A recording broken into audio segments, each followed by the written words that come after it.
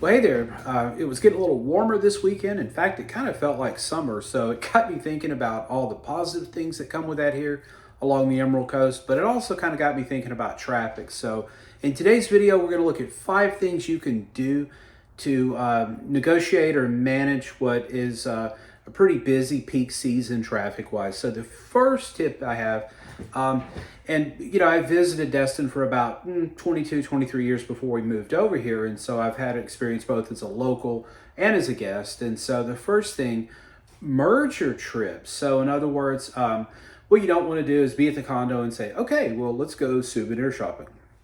You go souvenir shopping, you fight the traffic, you come back, 10 minutes later, the kids are like, Dad, Mom, I'm hungry. And so you go back down the condo, get in the van, load it up, and it's always a van. And you go eat and then come back, and then, your spouse says, oh, I really would like to go to Barnes and Nobles and get me a book and a puzzle for the beach. Who wouldn't want a puzzle for the beach? So, every time you do this, you've got to fight the same traffic. Whereas if you had merged those trips, you could have hit Albans Island, someplace like that, went to a restaurant, maybe Fuddpuckers, and then went to Barnes and Nobles or the Commons and taking care of the book and puzzle purchases all in one trip. So you're only fighting Highway 98 one time versus 3 or 4 times. So you really want to merge those trips as much as possible.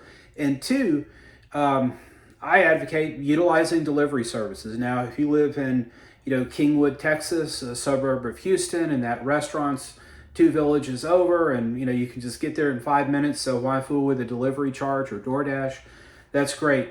If you're here in Destin, Florida, 4th of July weekend, and you have a hankering for some Chinese food, and you're going to take it out, that's a lot of effort. That's going to take a lot of time away from your beach enjoyment or whatnot. So then it really does become worth the cost. Now, that's a decision you have to make, but a $15 to $20 upcharge. And guys, please tip. These people that work the delivery for DoorDash and stuff around here, they're fighting the same traffic you wish to avoid, and yes, it's their job, but, try to have some empathy and understanding and help these folks out and give them a decent tip. And so, that can save you a lot of time and headache. And the reason for that, you're on vacation. You don't want, you want as much time as possible and as little headache as possible.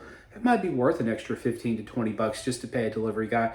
But again, have patience. That same elevator that that you're waiting for 15 minutes for during, the busy time going up and down the floors, that DoorDash guy or gal, they've got to do the same thing. So just have patience. Yes, it might have taken 15 minutes to get your pizza delivery back in Kingwood, Texas, but Destin during the peak season, there's no magic lane for locals or anything like that. It just takes time and it takes patience. But hey, look out your condo window here. You see those emerald green waters and white sands? It is all worth it. Trust me. I live here. I live the traffic from May to August. I do that every year, and it's worth it. Never have I once thought, boy, I sure would like to return to from whence I came. So it's worth it. So so you want to merge your trips, utilize delivery services when possible, and 3, avoid peak hours. Now, if you live in Atlanta, peak hours for travel might be 6 a.m. to 8:30, a.m., and then 3 o'clock to 4 o'clock or 5 o'clock in the afternoon, depending on traffic pattern.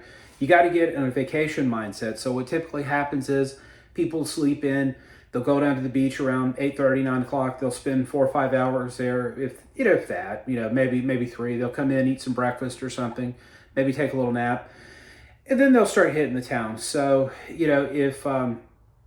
if you do your running early, you need something from the grocery store, you don't want to do a delivery service. If you'll go early in the morning, I learned this my first couple of years here. I could go to Winn-Dixie and scratch at the front door when they open at 6, 7 o'clock, whenever it was. I might be the only one there. Last summer, I went to Winn-Dixie literally the 4th of July, and it was probably, 8:30 in the morning, and had something we just had to have. There wasn't a crowd. And so now if I'd tried that same thing at 1 p.m., I should have brought a book with me. But in this case, avoiding those peak times, and if you can modify your meal schedule, People will eat like a late lunch or early, or a dinner. We found between 2 and 3 o'clock p.m. was kind of the sweet spot. So even the late lunch people are gone, and the early dinner people, they start arriving around 4:30, 5 o'clock. And so if you go to one of these popular restaurants at 2 o'clock, even in the summer, on a Saturday, we'll go to a popular restaurant at 2 or 3 o'clock.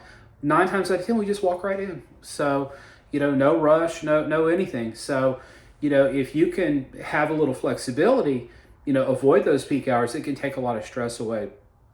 And 4, plan your trips. So, you just don't want a bunch of trips back to the grocery store. So this is, even if you're not a list person, trust me, pull out your iPhone, make a list.